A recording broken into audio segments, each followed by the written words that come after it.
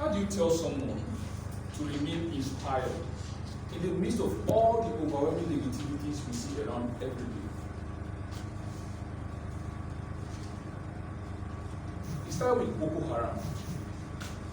Now we have herdsmen, we have banditry, we have armed robbery, we even have adoption of our kids from their schools. Not to mention the solid surge of price in the market for anything money can buy.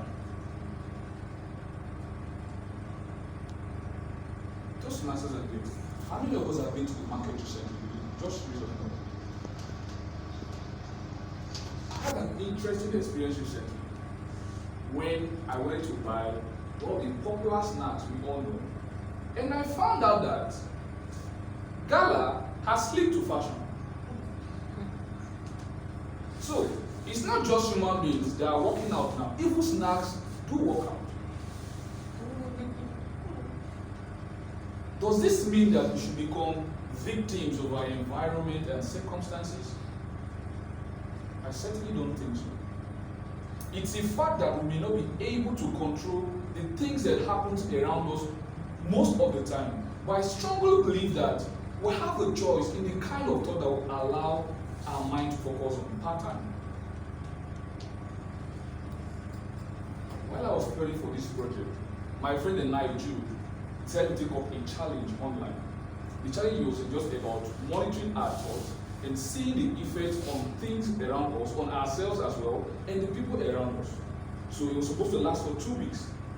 For the first week, you take in all the negative thoughts you can muster, see the effect on yourself and things around you and the people around you.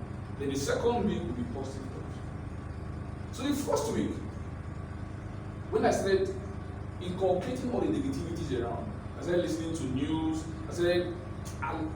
I was practically looking for anything that could make me angry. And the result was devastating. First of all, I lost my zest for life.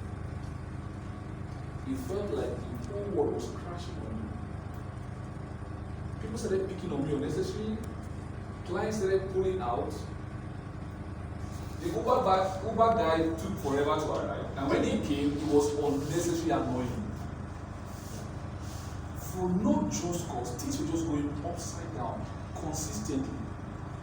This 1 week seemed like a whole year. They gradually killed disappointment. Then magically, things started turning differently for me. What did I do? I started to focus consciously on positive thoughts. I started listening to people like Les Brown, Brian Tracy, Tony Bradson. I started attending Toastmasters meeting where I listened to inspirational speeches from different speakers. And the result, Allah started coming in. Clients started booking engagements. People became more receptive to me. I became more vibrant and alive than I was the past week. From this experience and patterns I've noticed over time, I've come to agree with what the author of the book Think and Grow Rich said. He said, whatever a mind of a man can conceive and believe, he can achieve.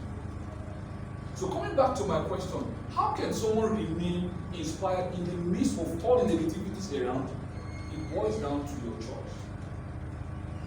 You can choose what you focus your mind on. You can choose the kind of thought you allow in your mind part time. You can choose the kind of things you allow to enter your mind. Is it going to be easy? I don't think so. But is it possible? Very well.